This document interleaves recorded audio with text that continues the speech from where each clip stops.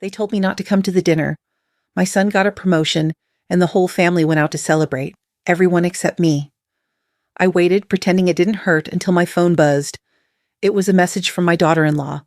"Mom, don't forget to finish the leftovers in the fridge." I read it twice. I thought maybe it was a joke, or maybe she didn't mean it that way. But then I realized she did. That's how they saw me now. Someone who stayed home and cleaned up after them. So I packed my things, one piece at a time, careful not to make noise. I didn't leave a note. I didn't want them to ask why. They'd already answered that in her message. When they came home later that night, the lights were off, the house was quiet, and I was gone. When my husband Edward passed away, I thought I had already felt the deepest kind of silence, the kind that fills every corner of your house after the person you love is gone. For months, I moved quietly from room to room, keeping things just as they were, his shoes by the door, his mug on the kitchen counter. I wasn't ready to let go. Then one afternoon, my son Thomas came by with his wife, Brittany. They brought coffee and smiles, and for the first time in a while, the house felt alive again. Brittany said gently, "Mom, you shouldn't be alone in such a big place. Let us move in. We'll help with everything." I didn't even think twice. I was grateful. The idea of having family around sounded comforting. I imagined breakfast together, laughter in the evenings, maybe even small changes that would bring some warmth back. So I nodded.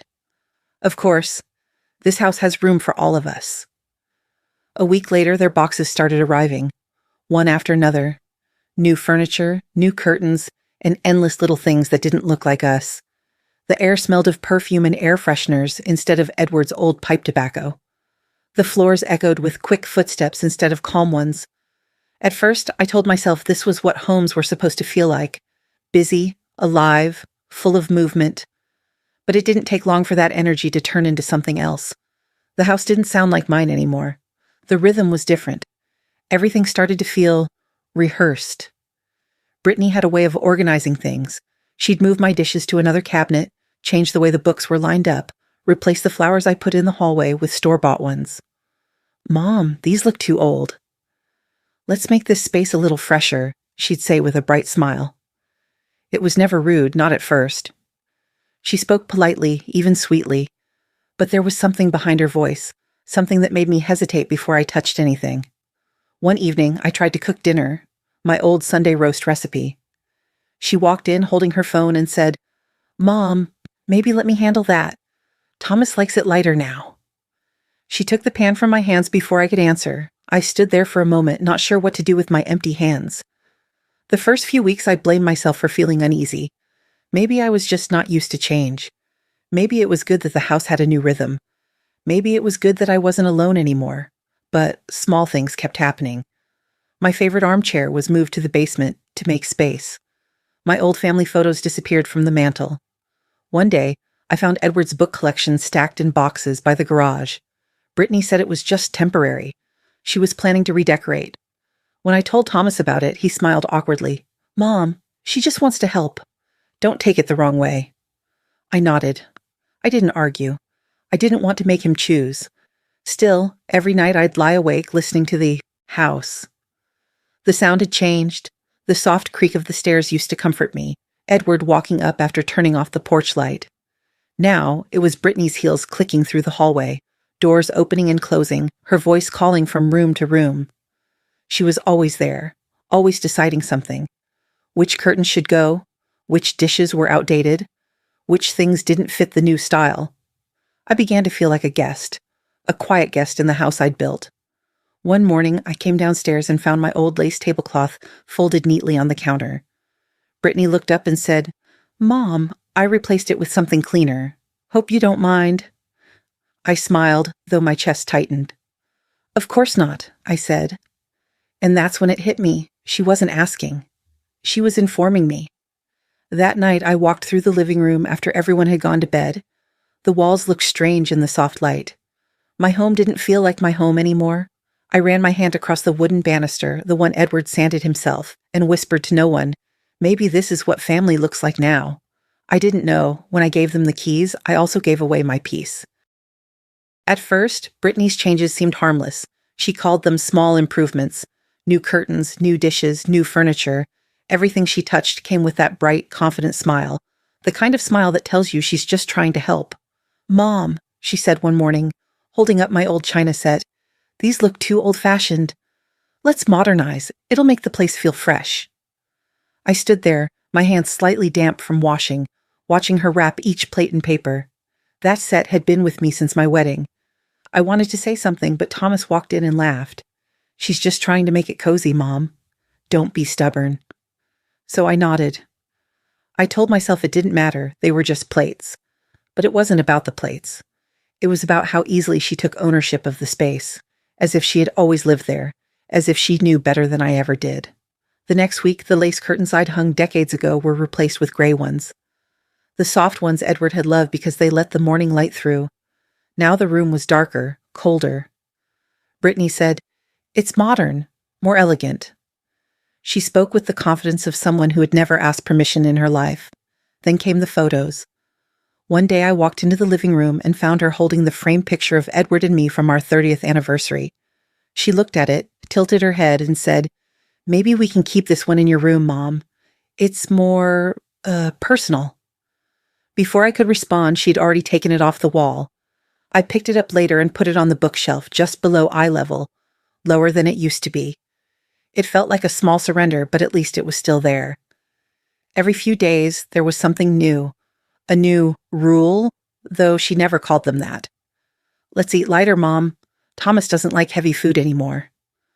"Try not to open the windows too often. The air here's dusty."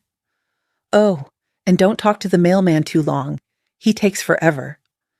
Each request was polite, always framed as care, but underneath it I could feel her control tightening, little by little, until my routines no longer belonged to me.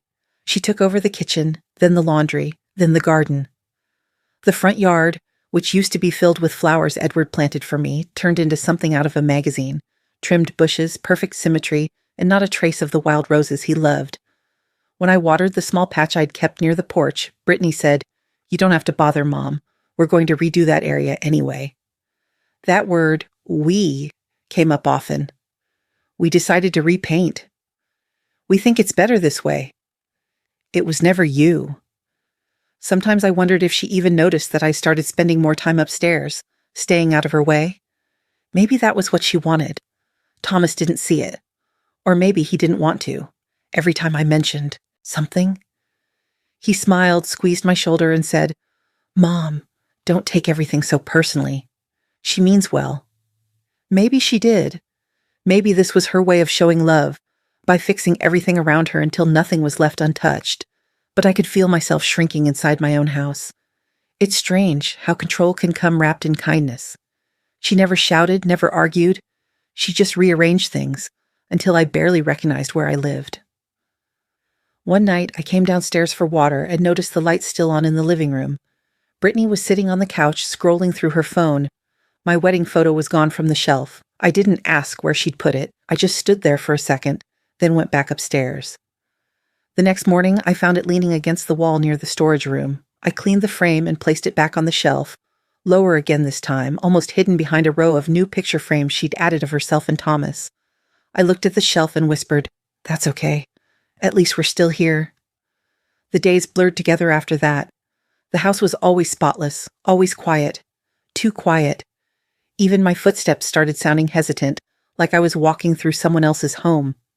I tried to hold on to small things that were still mine.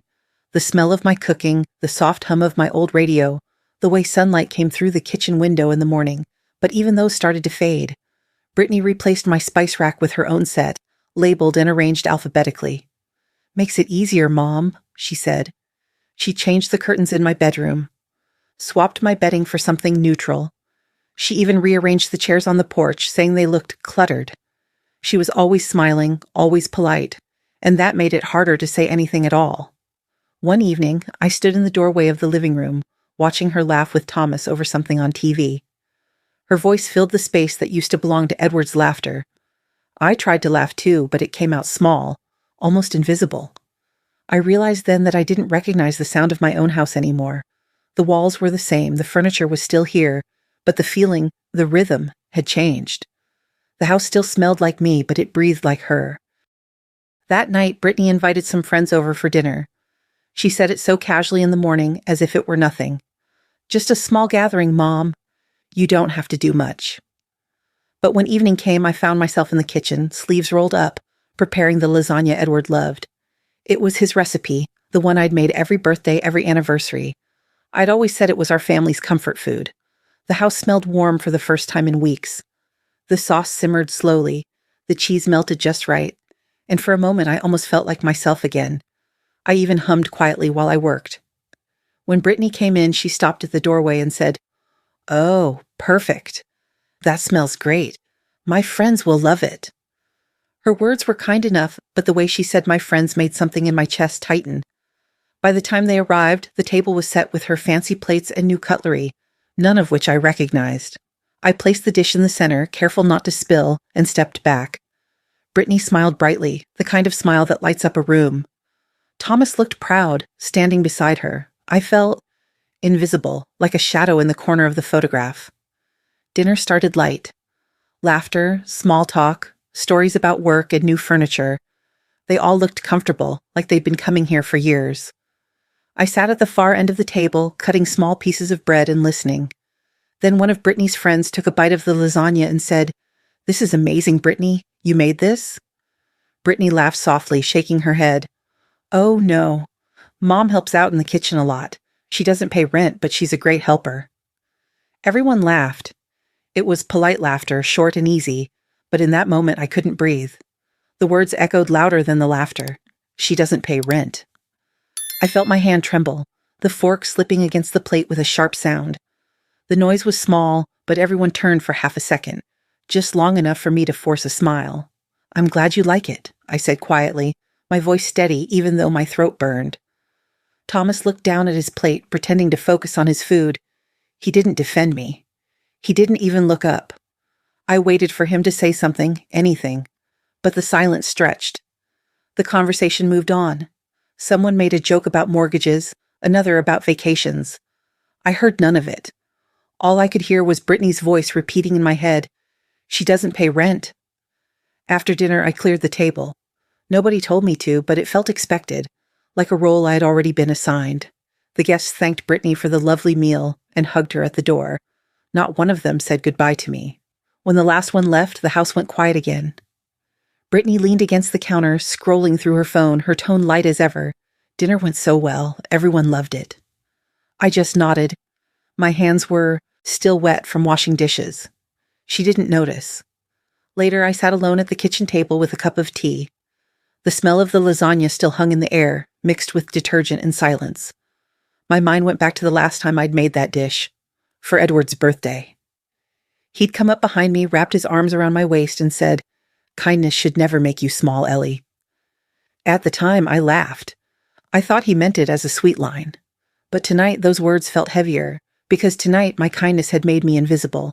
I looked around the kitchen, her appliances, her towels, her plates. The only thing that still belonged to me was the old wooden spoon resting in the sink. I held it for a moment, tracing the worn handle with my thumb, and wondered how something could last so long when people couldn't. I went upstairs quietly. From the hallway, I could still hear Brittany and Thomas talking in the living room.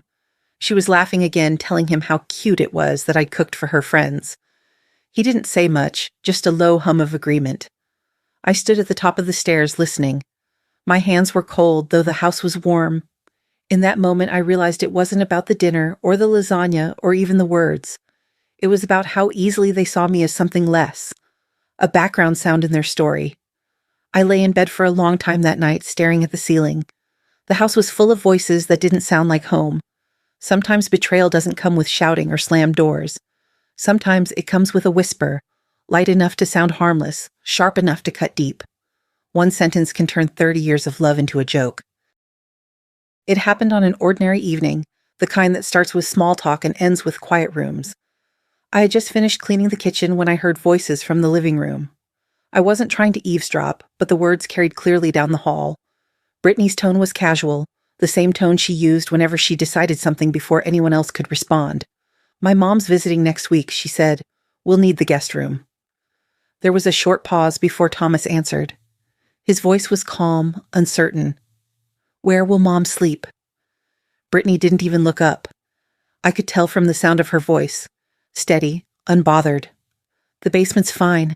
It's not like she pays rent. The room went quiet for a second. Then I heard the faint tapping of her nails against her phone screen, the kind of sound that meant she had already moved on from the conversation. I was standing by the staircase holding a folded towel. My fingers tightened around it. The hallway light flickered slightly, and in that stillness, every word she said seemed to echo against the walls. The basement's fine. She doesn't pay rent. I didn't move right away. My heart didn't race, and I didn't cry. I just stood there, my chest heavy, the towel clenched in my hands. Thomas said nothing. Not a word. A few moments later, I heard chairs scrape, footsteps moving toward the hallway. I stepped back into the shadows, pretending to fix something on the shelf. They passed me, talking about dinner plans for the weekend as if nothing had happened. When they were gone, I stood in the empty hallway for a long time. The house was quiet again. Too quiet. I walked slowly into the living room. The couch cushions were still warm where they had sat. The lamplight cast long shadows on the carpet. I could hear the faint hum of the refrigerator in the kitchen. Everything looked normal, but nothing felt normal anymore. I sat down on the couch and let the silence stretch. My hands rested on my knees. I didn't know whether to laugh or to scream. For a moment, I tried to convince myself that I had misheard. Maybe she meant it as a joke. Maybe she didn't mean it that way. But deep down, I knew better. That wasn't a slip of the tongue. It was what she truly thought of me. I looked around the room, the one I had decorated with Edward when we first bought the house. The rug, the curtains, the shelf near the fireplace. Every piece of it had a memory attached. But now, those memories felt like strangers standing in someone else's home. I thought of all the times I had cooked for them, cleaned for them, waited for them to come home. I thought of every quiet moment I'd told myself to be patient, to stay kind, to not make things harder for Thomas. And for what? To end up in the basement like some guest who'd overstayed her welcome. The tears never came. Instead, there was a slow, cold calm that settled over me. It was strange, almost peaceful. I stood up, folded the towel again, and placed it neatly on the arm of the couch. Then I walked toward the doorway where Brittany's words had hung in the air just minutes earlier. The door was half open, and I could see the faint reflection of myself in the dark window, small, tired, but not broken. When they came back into the room a few minutes later, I was still there, waiting. I didn't raise my voice. I didn't want to. Instead, I spoke quietly, my tone even, my face calm. "Don't worry," I said. "I'll make it easy for everyone." Brittany looked up from her phone, a little surprised but not alarmed. "Oh, Mom, it's just temporary," she said with that same polite smile. "You know we love having you here." I smiled back. "I know." Then I turned, walked upstairs, and closed my bedroom door. Inside, I stood in the dark for a while, letting the quiet fill the room. I didn't pack. I didn't plan. I just let the calm settle deeper until I could breathe again. They thought I was weak, but what was rising inside me wasn't tears. I started packing that same night. Not because they asked me to, but because something inside me told me it was time. I folded my clothes slowly, one piece at a time. Sweaters, blouses, the old cardigan Edward used to like. I didn't have much to take, just the essentials, and the framed photo of him on our anniversary, smiling with that proud, gentle look he always had. The basement wasn't meant for living. It was meant for storage, a place for old boxes, forgotten tools, and things that had lost their use. The air was damp, the walls uneven, and the single bulb hanging from the ceiling flickered every few seconds. When I opened the door and stepped down the stairs, the smell of old paint and concrete filled my lungs. I paused halfway, listening to the faint footsteps upstairs, Brittany's heels clicking across the floorboards. Each step was soft but sharp, like a reminder that this house no longer belonged to me. The floor creaked above me as I reached the bottom. I stood there for a long time looking around. There was an old folding bed against the wall, a small cabinet, and a window too high for me to see out of. Dust covered everything. I placed my bag on the bed and wiped the small table beside it. The dust left a gray trail on my fingers. I took out Edward's photo and set it next to the lamp. The light was weak and yellow, barely enough to reach the corners of the room. Still, it was enough for me. "Do you see this, Edward?" I whispered softly. "They won. At least for today." My voice didn't sound sad. It sounded tired but calm.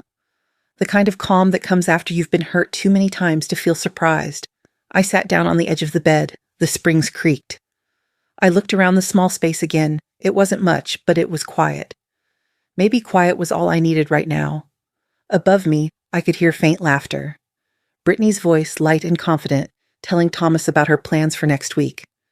They sounded so comfortable, so sure of themselves. I wondered if they even realized I'd moved downstairs. I leaned back against the wall and closed my eyes. The sound of their footsteps faded, replaced by the hum of the refrigerator, the soft buzz of the basement light. For the first time in a long while, I didn't feel the need to speak or defend myself. When I opened my eyes, I looked at the photo again. I remembered the day Edward started building this house. He laid every brick himself on weekends, even when his hands were raw from teaching and working extra shifts. He used to say, "Every wall here holds our story." And now, here I was, sitting beneath those same walls, listening to someone else's voice fill the home we built. I smiled faintly. Not because it was funny, but because I finally understood something. They could take the rooms, the kitchen, the laughter, even the air upstairs. But they couldn't take the history in these walls. They couldn't take what Edward and I built with our hands, our time, our love. I ran my hand along the rough concrete beside me. It was cold, but solid. Real. After a while, I unpacked a few things. My books, my tea mug, the blanket with faded blue stripes that Edward used to wrap around me on cold nights. I placed them carefully one by one, turning that forgotten basement into a small private space of my own. It was strange. I'd been pushed here, but somehow it felt safer than the world upstairs. When I finished, I sat on the floor with a cup of tea, watching the shadows move across the walls. The sound of Brittany's voice drifted down again, muffled now, like it belonged to a different world entirely. I thought of all the years I'd spent teaching my students about self-respect, about not letting others decide their worth. And here I was, sitting in a basement, realizing I'd forgotten to follow my own lessons. Still, there was no anger, no bitterness, only clarity. That night, as I lay down on the small bed, I didn't cry. The mattress was thin, the air cold, but my mind was strangely quiet. I thought of Edward again, his steady hands, his laugh, his eyes that always saw the best in me. He used to tell me, "Ellie, you don't need to raise your voice to be heard. The right silence can shake walls." I finally understood what he meant. Upstairs, Brittany's laughter echoed one last time before fading into sleep. I stared at the ceiling, tracing the faint lines of the floorboards above me, and whispered to myself, "It's okay. Let them have the house for now." The light flickered once more, then steadied. The room was quiet except for my breathing. I pulled the blanket up and let the silence wrap around me like armor. I learned that justice doesn't come from shouting. It comes when you stop being afraid. The next morning, the phone rang earlier than usual. I was sitting on the edge of the bed, still holding the mug of tea I hadn't yet sipped. The sound startled me. Hardly anyone called these days. When I picked it up, I heard a familiar voice. "Eleanor, it's Mildred. Haven't seen you around lately." Mildred and I used to talk almost every week. We'd been neighbors for 30 years before she moved to Florida after her husband passed. She was the kind of friend who always noticed when something felt off, even from a distance. I tried to sound cheerful. "Oh, I've just been busy. The kids moved in, you know. Things have changed a little." There was a pause on the other end. Long enough for her to know that a little meant something else entirely. "Changed how?" she asked softly. I hesitated. For a moment, I thought about telling her everything, about the dinner, the basement, the words I couldn't unhear, but I didn't have the strength. So I just said, "It's different, that's all. I'm downstairs now. They needed the space." Mildred didn't respond right away. I could hear her breathing, on slow, steady. Then she said quietly, "Downstairs? Eleanor, what do you mean?" I forced a small laugh. "The basement. It's fine, really. I just wanted to give them room." This time she didn't laugh with me. Her voice dropped to that low, serious tone she used to have when something truly mattered. "Ellie, listen to me. Do you still have Edward's safe?" Her question caught me off guard. The safe? I looked toward the far corner of the basement where an old metal box sat under a sheet. "Yes, it's still here. I haven't opened it in years." "I remember Edward telling my husband about that safe," she said. "Said he put something important in there, something only you would understand." I didn't know what to say. The safe had been in that corner since the funeral. I never had the heart to touch it. The day after Edward passed, Thomas offered to help me go through his things, but I told him to leave it. I told him some things were meant to stay untouched. Now, hearing Mildred's voice brought it all back. The smell of Edward's cologne, the sound of his laugh, the way he'd always hum while working in his study. I don't know if I even remember the combination, I said quietly. You will, Mildred replied. He trusted you with everything. Just take a look, Ellie. Maybe it's time. After we hung up, I sat there for a long while staring at the phone. The basement was silent except for the hum of the old light bulb overhead. Dust floated in the air, catching the weak light. I looked toward the safe again. It sat there. Small, unassuming, but suddenly heavier than anything else in the room. I got up slowly and crossed the floor. The concrete was cold under my feet. I pulled off the old sheet covering the safe. The metal underneath was dull and cold, but still solid. There was a thin layer of dust, as if it had been waiting for years. My hands trembled slightly as I turned the dial. I tried the first combination that came to mind. Edward's birthday. It didn't work. Then our anniversary. Still nothing. I closed my eyes and took a deep breath. Edward used to say, if you ever forget the code, think of the day we started our life, not the day we celebrated it. So I tried the date of our first house, the day we got the keys to this very home. The lock clicked. I froze. When I pulled the handle, the door opened with a soft creak. Inside were a few old papers, a small box, and a sealed envelope with Edward's handwriting on it. My name was written across the front in neat, steady letters, for Eleanor. My heart felt like it had stopped. I sat on the floor, holding the envelope in my lap. The paper was yellowed at the edges, the seal still intact. My fingers hesitated to break it. It felt like touching the past, fragile, sacred, and irreversible. I traced Edward's handwriting with my thumb, remembering how he used to write notes and tuck them into my lunch bag when I was still teaching. He always ended them with the same line, "Don't forget who you are." I whispered the words out loud now, my voice barely above a breath. Don't forget who you are. But as I sat there staring at the envelope, I realized that wasn't the hard part. Remembering was easy. What terrified me was what I might find inside. A truth I'd buried or a promise I had forgotten. The silence in the room grew heavier. The faint ticking of the old wall clock upstairs drifted through the floorboards. For the first time since Edward's death, I felt something I hadn't felt in a long time. A pulse of curiosity mixed with fear. I placed the envelope carefully on the table beside the lamp. The seal was still unbroken, waiting.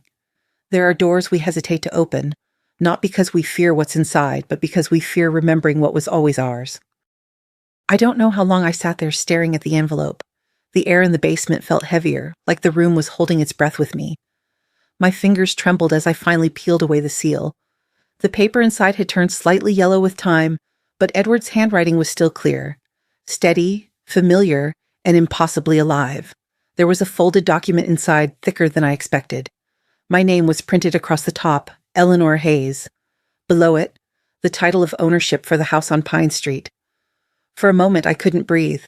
My eyes moved over every line, every number, until they blurred. And then I saw the note, a short message in Edward's handwriting, written in blue ink across the bottom of the page, so you'll always have a home even when I'm gone. The words hit me harder than I could have imagined. My chest tightened and the tears came quietly, steady, without sobs. I traced his handwriting with my fingers, the ink slightly faded but still firm. Edward had always written like that, clear, careful, like every word mattered. I remember the day he signed the papers. We were at the lawyer's office, sitting side by side at a long wooden desk. He had that half smile he always wore when he tried to hide how proud he was of something. When he passed me the pen, he whispered, "If I go first, promise me you'll never let anyone tell you where to sleep in your own home." I laughed back then, thinking he was joking. I told him he was dramatic, that no one could ever take this place from me. He just smiled. "It's not about the walls, Ellie. It's about what they mean." Now, sitting in the cold basement with that same paper in my hands, his words felt like they'd traveled through time just to reach me. I wiped my tears, but they kept coming. Not from sadness this time, but from something else. Something like relief. For months, maybe years, I had been shrinking, bending, trying not to take up space in the home that was already mine. And now, with this paper in my hands, I realized I didn't need permission to exist here. This house, every brick, every step, every inch, was mine. Edward had made sure of it. I sat back on the bed, still holding the document. My hands were shaking, but my heart wasn't. For the first time since he died, I felt him near me, not as a memory, but as a presence. It wasn't just a piece of paper, it was a promise. His final way of standing beside me when I needed him most. I read the note again, over and over, until I could almost hear his voice. So you'll always have a home even when I'm gone. A quiet laugh escaped my lips, soft, broken, but real. It was the kind of laugh that comes when you finally understand something too big for words. I placed the paper back into the envelope, careful not to smudge the ink, and held it against my chest. The air felt lighter now. Even the basement seemed different, less like a cage, more like a shelter. The sound of footsteps upstairs broke the silence. Brittany's voice echoed faintly, sharp and careless as ever, but this time I didn't flinch. I didn't feel small. I looked at the photo of Edward on the table beside me. You always knew, didn't you? I whispered. You always knew they'd try to make me forget who I am. In my mind, I could still see him, standing at the old wooden counter, signing the papers, smiling at me through the light coming from the window. He'd winked and said, "This way. No one will ever move you downstairs unless you let them." Back then, I laughed. I even teased him for being overly cautious. But now, I could see it for what it was. A message wrapped in love, hidden until the moment I truly needed it. I folded the paper gently and placed it back into the safe. Not to hide it, but to protect it. I knew I would need it soon, not out of anger, but out of truth. I sat there for a while longer, letting the calm settle in. My hands rested on my lap. The silence didn't feel heavy anymore. It felt purposeful. For the first time in years, I wasn't waiting for someone to decide my place in this house. I already knew it. I turned off the lamp, letting the shadows fill the room. The faint glow from the hallway stretched across the floor, like a line between the life I had and the one I was about to reclaim. I didn't know exactly what I'd do next, or how I'd do it. But I knew this. I wasn't powerless anymore. I looked up at the ceiling where Brittany's footsteps still echoed faintly and whispered, "This house is mine, Edward." And they're about to remember that. I didn't know that promise would become my weapon years later. That night, the rain came hard, the kind that taps on the roof like 1,000 small knocks. I was lying on the narrow bed in the basement, the lamp still on, the papers from Edward's envelope beside me. I couldn't sleep. My thoughts were too loud, and the sound of the storm only made them echo louder. At some point, I heard footsteps above me. Brittany's voice followed, low, quick, sharp. It carried through the floorboards, each word softened by the wood, but still clear enough to make my stomach twist. "Once Mom's gone," she said, we'll sell the house. It'll cover the new condo." The rain outside kept beating against the windows, but her voice cut through it. Every syllable landed heavy. There was a pause, then Thomas spoke. His voice was quiet, uncertain. "Britt, maybe we should wait. She's still—" Brittany interrupted. "Still what?" "She's not going to live forever, Thomas. And this house is too much work. You said yourself we need something closer to the city." I could hear the faint clinking of glasses, the sound of her pouring wine, the laughter that followed. My chest tightened. "Once Mom's gone." I sat there in the dark, frozen. The words repeated themselves, looping in my head until they no longer sounded like words, but something else. A kind of betrayal that hummed beneath my skin. I reached for my old phone, the one Edward had bought me years ago. It barely worked anymore, but the voice recorder still did. I turned it on and placed it on the table, the red light blinking faintly in the dark. The tiny device caught everything. The rhythm of their conversation, the tone of her voice, even the moments of silence that said more than words. Thomas didn't argue again. He didn't defend me. I could hear him sigh, that familiar, defeated sound. Then the sound of their laughter returned, muffled by distance, but I could picture it clearly. Brittany leaning back on the couch, confident, smiling, satisfied. I sat still, the rain mixing with the faint hum of the refrigerator, the ticking of the clock, the sound of their world above mine. After a while, I pressed stop on the recorder and held it in my palm. The small red light went dark, leaving the room in near silence. Only the storm remained, steady, relentless, alive. I looked up at the ceiling. I could see the faint outline of the floorboards, could almost trace their steps through the vibrations. Each creak, each muffled word, was a reminder that I had become invisible in my own home. And yet, I was hearing everything. For the first time, I didn't feel powerless. I felt Aware. They had built a story upstairs where I no longer existed, but down here I had the truth. And truth, I was beginning to realize, was the one thing they couldn't control. I turned the recorder over in my hand and smiled slightly. "You always said to listen more than you speak, Edward," I whispered. "Guess you were right again." I stood up and walked to the small window near the ceiling. Rain streaked down the glass, distorting the lights from the street outside. I watched the water race down the pane, fast and unsteady, like time itself. Somewhere above, I heard Brittany laugh again, loud and certain. It didn't sting this time. It sounded distant, almost hollow. I went back to the table and placed the recorder beside the envelope from Edward. Two small objects, one from the past, one from the present, both holding pieces of what would come next. I poured myself a cup of tea from the kettle, still warm from earlier, and sat back down. The air smelled faintly of dust and rain. I could feel something shifting inside me. Not anger, but resolve. Maybe justice isn't about revenge, I thought. Maybe it's about remembering who you are when others try to erase you. I looked again at the recorder. Inside that small device was the sound of my silence being broken, proof of what they said, what they planned. For the first time in a long while, I felt something close to power. The rain slowed outside. The sound softened, turned gentle. I could still hear Brittany's faint voice drifting through the ceiling, but it didn't hurt anymore. It only reminded me of what I needed to do next. I turned off the light and lay back down, my eyes open in the dark. My heart was steady now, not from peace, but from purpose. I used to think justice was luck, but it comes when you stop fearing the silence you've been living in. 2 days after the storm, I called Mildred. My voice was steady, though I could feel my pulse in every word.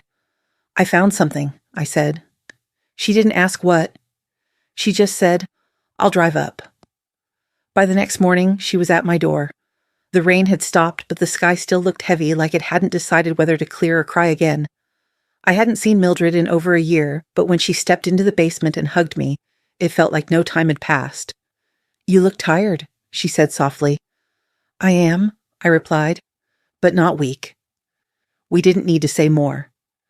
We drove across town to see Mr. Carson, the lawyer who had handled Edward's affairs for decades. His office hadn't changed since the last time I was there. Same wooden shelves, same brass lamp, same quiet air that smelled faintly of dust and paper. When he looked up and saw me, his face softened. "Eleanor Hayes," he said, standing to shake my hand. "It's been a long time." "It has," I said, sitting down. "I need to ask you about something Edward left me." I handed him the envelope and the property papers. He adjusted his glasses, scanning the document carefully, then nodded. "Yes, I remember this," he said. "Edward insisted everything remain under your name. I told him it wasn't necessary, but he was firm." He looked up at me. "You know," he said something I'll never forget. "My wife built that home with me. She deserves to keep it, no matter who comes after." My throat tightened. I tried to smile. He always had a way with words. Mr. Carson's tone turned professional again. "This is a fully legal deed, Mrs. Hayes. The title has been registered in your name since the year it was signed. You have full ownership rights. No one can sell or transfer the property without your consent. Not even your son." Mildred leaned forward, her hands clasped. "So she can stop them if they try anything?" The lawyer nodded. "Absolutely. Without your signature, nothing happens. You're the sole owner, Eleanor." For a moment, I didn't say anything. The words hung in the air like something sacred. You're the sole owner. I thought about the basement, about the laughter above my head, about Brittany's careless voice saying, "Once Mom's gone, we'll sell the house." And then I thought of Edward, signing those papers, leaving that note, knowing one day I would need it. I let out a breath I hadn't realized I'd been holding. "Thank you," I said quietly. Mr. Carson smiled kindly. "Do you plan to take legal action?" I shook my head. "No, I don't need to sue anyone. I just need them to understand who really owns the home they're living in." He nodded slowly. "Sometimes the truth doesn't need a courtroom. It just needs to be seen." Mildred smiled beside me, her eyes glinting with pride. "That's how you teach them," she said softly. "The quiet way. The quiet. Say way." It echoed in my mind as we left the office. Outside, the air felt cleaner, lighter. The wind moved through the trees, carrying the faint scent of rain and something like freedom. I hadn't realized how long it had been since I'd stood tall, shoulders back, chin up, without feeling like I needed to apologize for it. We walked to the car in silence. Mildred glanced at me once, her expression half smile, half tears. "You got that look," she said. "What look?" I asked. "The one you used to have when your students said you couldn't handle a classroom of boys, and you proved them wrong." I laughed, really laughed, for the first time in what felt like years. Maybe it's the same lesson, just a different room. The drive home was quiet. The clouds had broken open and sunlight pushed through in narrow beams. I watched the light flicker across the windshield and thought of Edward again. He had always believed in small acts of strength, the kind no one sees until it's too late to stop. When we reached the house, I asked Mildred to drop me off at the corner instead of the driveway. I wanted a moment to walk alone. The sound of my shoes against the wet pavement reminded me of my old classroom floors. Steady, familiar. When I reached the porch, I looked up at the house. It didn't seem as big anymore. It didn't seem as cold. It looked like what it had always been, mine. Inside, I could hear Brittany's voice, cheerful, light. Thomas was somewhere nearby, his tone quieter. I took the envelope from my bag, placed it gently on the table, and rested my hand on it. I didn't need to raise my voice. I didn't need to argue. The truth was already here, printed in black and white, carrying Edward's handwriting like a promise that had never faded. I thought about all the nights I'd stayed silent, thinking that silence made me smaller. But maybe silence wasn't weakness. Maybe it was waiting for the right moment to speak when words could actually matter. Mildred's words replayed in my head. The quiet way. That's how I would do it. That's how they would learn. For the first time in years, I didn't feel like a fragile mother. I felt like the keeper of my own law. Brittany loved hosting dinners. She said it made the house feel alive. That night, the table was set perfectly. Her new dishes, new candles, everything color coordinated. The kind of dinner where people talked loud and smiled too much. I helped in the kitchen like always. I didn't mind. I'd learned that real power doesn't need to announce itself. It waits. When the guests arrived, I stayed quiet, setting down plates, refilling glasses. They laughed and complimented Brittany on everything. Her taste, her cooking, her beautiful home. Each word landed softly, but I could feel it, like pebbles thrown against glass. She smiled, glowing under the praise. "Oh, thank you. We'll be renovating soon," she said proudly. "Finally, it'll be ours." The words dropped into the air, casual and confident. It'll be ours. I looked around the table, every face turned toward her, smiling, nodding. Thomas's expression froze for a moment, then smoothed over. He didn't correct her. He didn't even look my way. Something in me shifted then. The time for silence had ended. I stood up slowly, holding my wine glass. The sound of my chair scraping the floor stopped the conversation. Brittany looked up, still smiling, thinking maybe I was about to make a polite toast. I smiled back, calm, gentle. "That's odd," I said, my voice even. "I don't remember signing any renovation papers." The room froze. Brittany blinked, her smile faltering. "Oh, I mean, of course we haven't started yet. It's just something we've been talking about." I tilted my head slightly, keeping my tone light. "Talking about renovating my house?" The guests exchanged glances. One woman shifted in her chair. Someone coughed. The air changed, thick, uncomfortable. Brittany tried to laugh it off. "Mom, you know what I mean. We're all family here. What's yours is ours." I took a slow sip of wine. "No," I said quietly. "That's not how it works." Her expression tightened.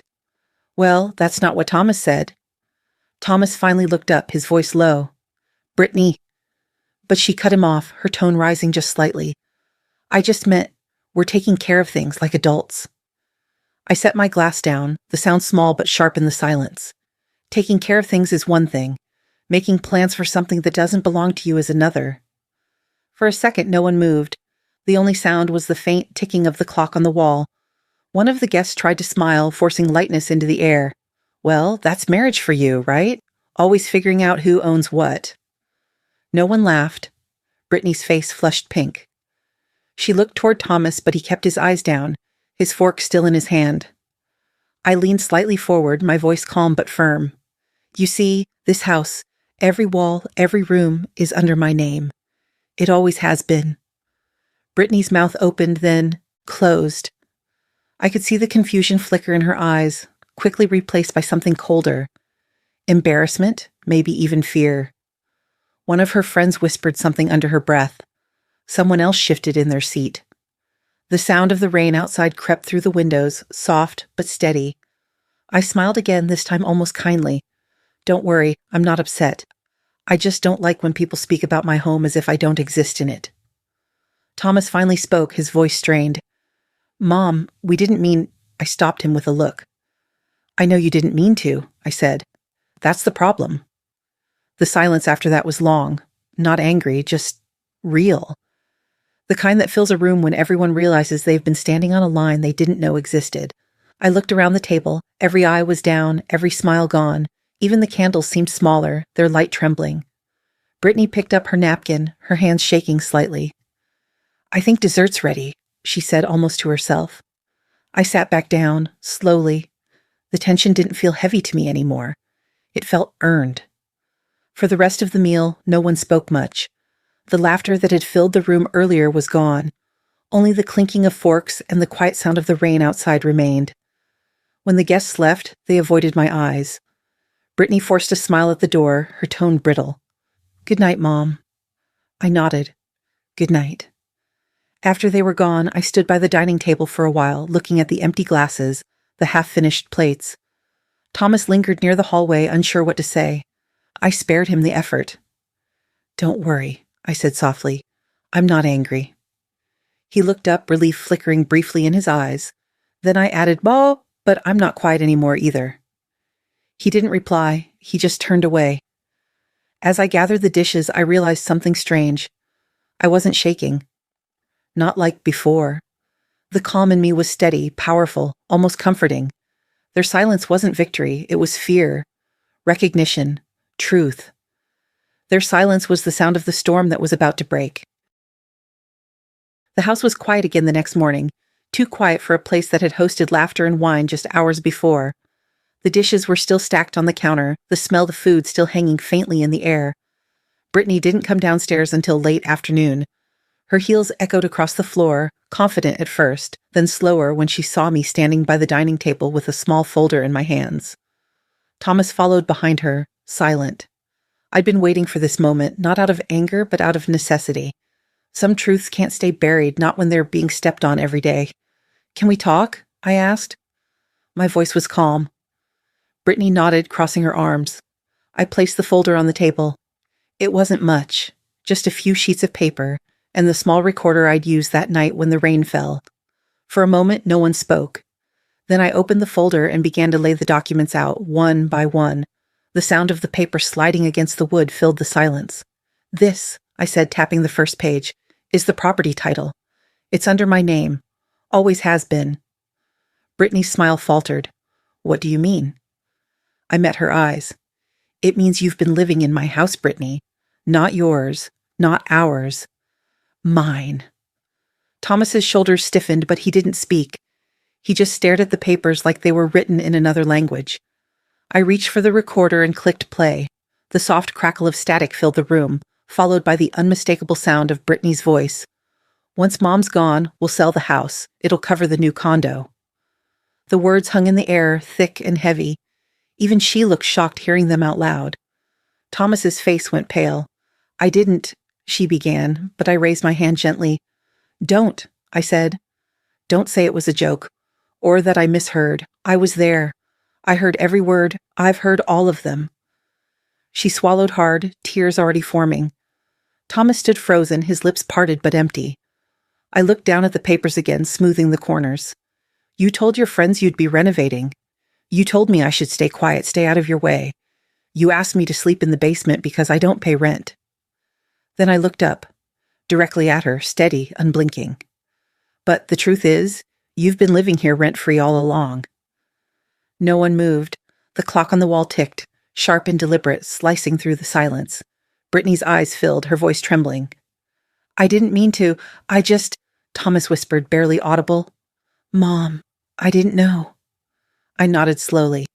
I believe you. You didn't want to know. The words landed between us like stones.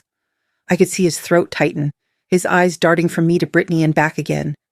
I gathered the papers back into the folder, careful and deliberate, not rushing. I'm not angry, I said quietly. I just needed you both to understand something. I'm not your guest here. I'm not someone you can move downstairs when it's convenient. This house was built with my hands, my money, and my life. Your father made sure I'd always have a home, and now you know that I still do. Brittany broke down completely then. Her sobs filled the room, loud at first, then smaller, almost childlike. I'm sorry, she whispered. I thought it was different. I didn't answer. I let her cry. Thomas finally moved, stepping toward me as if he might touch my shoulder. But I stepped back. Gently, not cruelly. Don't, I said. Not yet. He froze, his hand still halfway between us. I don't want apologies, I said. Not today. Maybe not ever. He looked lost, like a boy again, unsure how to stand in the space he'd created. I picked up the folder and closed it, pressing the edges flat. I'm going to take a walk, I said. You should both think about what you want to do next. Mom, Thomas said again, voice cracking, we didn't mean to hurt you. I looked at him for a long time, really looked. You didn't mean to, but you did. And with that, I turned and walked toward the door. The floor beneath my feet creaked in the same familiar way it had for decades. It didn't sound like a house anymore. It sounded like truth. When I reached the hallway, I stopped. I could still hear Brittany crying, behind me, Thomas's low voice trying to calm her, but none of it reached me. I felt free. Not happy, not victorious, just free. For years, I thought strength came from holding everything together, from forgiving until there was nothing left to forgive. But now I understood something different. Real strength is quiet. It doesn't shout, it doesn't demand. It simply stands its ground and refuses to move. I walked out onto the porch, the air cool and steady. The sky was gray, but there was light breaking through the clouds. I breathed it in slowly, the smell of rain, of wood, of home. Behind me, through the window, I saw them. Brittany still crying, Thomas sitting beside her, head in his hands. For the first time, they looked small. I didn't feel anger. I didn't feel pity. Just peace. The silence inside the house felt different now. It wasn't the silence of defeat anymore. It was the silence of truth finally being heard. I didn't need their apology. I just needed their silence. They didn't stay long after that morning. The air in the house had changed, heavier in some rooms, lighter in others. I think they felt it too. Brittany stopped speaking to me entirely. She moved around quietly, gathering her things, calling moving companies, organizing boxes. She didn't look me in the eyes anymore, not once. Her voice, once so sharp, had gone soft and brittle, like glass that could break at any sound. Thomas tried to fill the silence with small words. Talk about logistics, about dates, about what they'd do next. I listened but said little. There was nothing left to argue about. The truth had already settled in the walls. On the third morning, I came downstairs and found the hallway lined with suitcases. The house was cleaner than I'd seen it in years. Polished still, almost like it was holding its breath. Thomas stood by the door, his hands shoved deep in his pockets. He looked older than I remembered, but smaller somehow, like the years had caught up all at once. Brittany was by the car, directing the movers, her back turned to me. When Thomas saw me, he tried to smile. It didn't quite reach his eyes. "Mom," he said softly, We'll stay somewhere near. Maybe come by once things calm down." I nodded. Of course. He hesitated, then stepped forward and hugged me. Tight, uncertain, the kind of hug that comes from guilt more than comfort. "I'm sorry," he whispered. I placed my hand on his shoulder. "You were my boy," I said quietly. "Don't forget to become a man." He closed his eyes for a moment, then pulled away, blinking hard.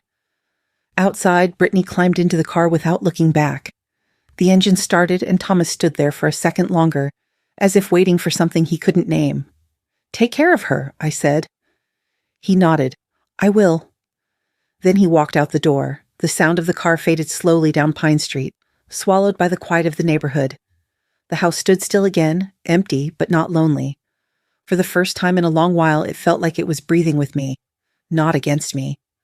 I walked through each room one by one, the dining table, the kitchen, the hallway where the sunlight fell in thin golden lines. The walls were the same, but the silence was different. Not tense anymore, just peaceful. When I reached the basement door, I paused. It was open now, and sunlight was spilling through the window at the top of the stairs. For days, that room had been my exile. Now, it looked like freedom. I went down slowly, the steps creaking under my feet. The smell of dust and paint was still there, but lighter somehow. The lamp sat on the table, still glowing faintly. The envelope with Edward's handwriting lay beside it. I picked it up, brushed the dust from the corner, and smiled. "You were right, Edward," I whispered. "You always are." I sat on the edge of the bed, feeling the sunlight reach the floor. For the first time. I hadn't realized how bright it could be down here until now. For a while, I just sat in the quiet, listening to the faint sounds of the world outside. A lawnmower down the street, a dog barking, wind through the trees. The simple noise of life going on. There was no anger left in me, only calm. Justice hadn't come in a courtroom. It hadn't come from shouting or punishment. It came from truth, from standing still long enough for the truth to find its way to the surface. I ran my hand over the wooden frame of the bed, the metal of the safe, the photo of Edward on the wall. Every touch reminded me of the years behind me, the love, the loss, the lessons.